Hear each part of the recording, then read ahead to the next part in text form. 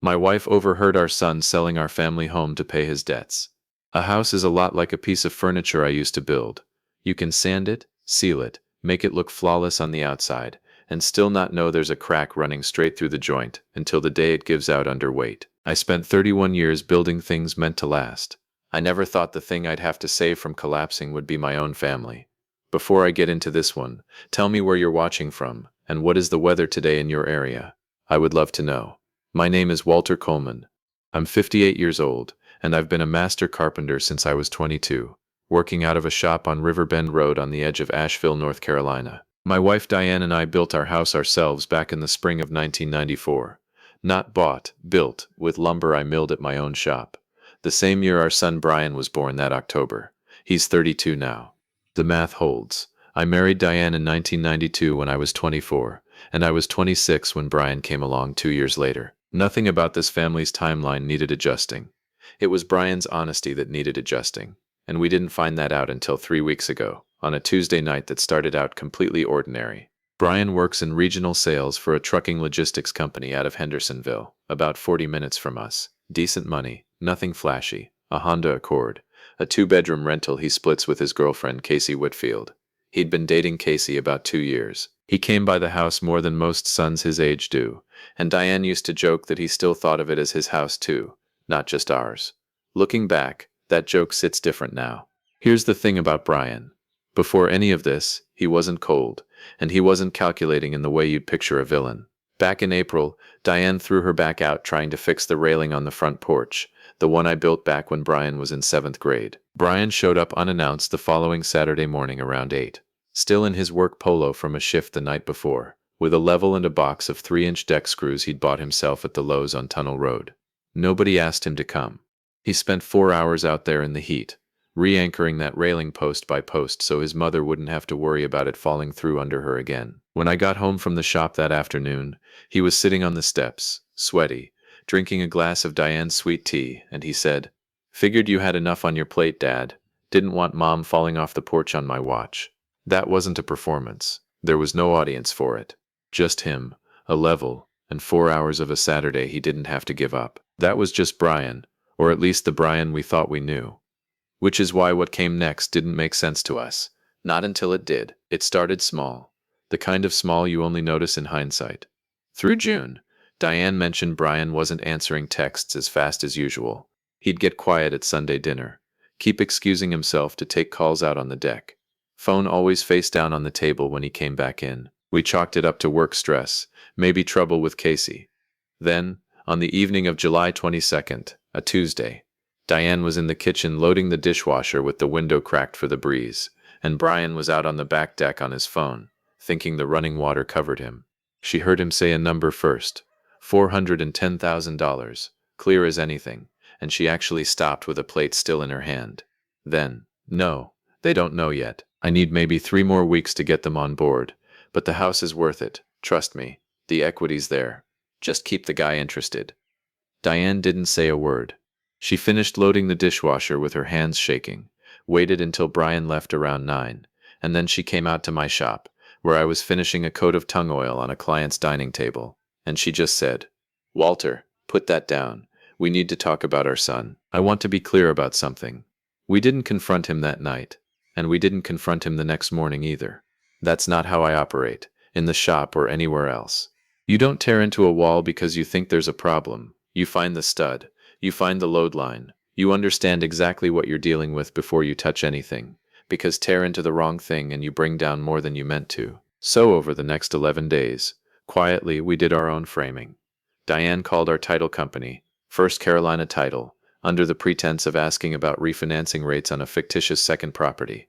The woman on the phone, a clerk named Donna, didn't mean any harm. She was just doing her job when she mentioned, almost as an aside while pulling up our actual address by mistake in the system, that there'd been a preliminary buyer inquiry logged against our property back on July 3rd. Diane had to sit down on the porch steps after that call. It wasn't a guess anymore. It was a date, a file number, a real thing sitting in a real database. I called an old friend, an attorney named Renata Ashford, who'd handled our will and estate paperwork back in 2015. She pulled the deed records that same week and confirmed what I already half knew. The house was titled solely to me and Diane, joint tenancy. Nothing in Brian's name. Nothing that gave him legal standing to sell so much as the mailbox. But Renata also told me something that kept me up 2 nights straight. A buyer working with an eager or careless agent doesn't always wait for both signatures up front. Sometimes they'll draft the whole deal, get earnest money moving, and present the sellers with paperwork near the very end, betting that momentum and pressure will get the real signatures across the line before anyone stops to ask hard questions. That was the plan Brian was running. We just didn't know why yet. We got the why from Casey, and not the way you'd expect. She called Diane on the evening of August 2nd, crying so hard Diane could barely understand her at first. She said Brian had been sleeping badly for weeks, jumping every time his phone buzzed, and that 2 nights before, she'd picked up his laptop off the coffee table to check the weather, and saw a browser tab still open. A site called Red Stag Odds, an offshore sports betting platform, logged into an account under his name, showing an outstanding balance in 6 figures. She hadn't known the number until that moment. She said when she asked him about it, he grabbed the laptop out of her hands hard enough that it startled her, and then apologized and cried and told her he was handling it, that he had something coming together that would fix everything before it got worse. Casey didn't know what something meant. We did, now. The night before we sat him down, Brian came by the house on his own, and he didn't know we knew anything. He was practically glowing. He'd brought a 6-pack of the IPA I like, which he never does unless he wants something or feels good about something. And he told us he had big news coming soon, that he was finally about to fix everything, that we shouldn't worry about anything with the house, he had it completely handled. He said that last part with this loose, easy confidence, leaning back in the kitchen chair with his arms crossed like a man who's already counted money that isn't in his hands yet. He even hugged Diane extra long on his way out the door, said, "You'll see, Mom, I'm taking care of us, for once." In that exact moment, standing in our kitchen with a beer he barely touched, he believed he'd already won. 2 days later, on August 6th, we asked him to come by for dinner. Diane made pot roast, his favorite since he was a kid. We waited until the plates were cleared and the coffee was poured before I said anything. "Brian," I said, "how much do you owe?"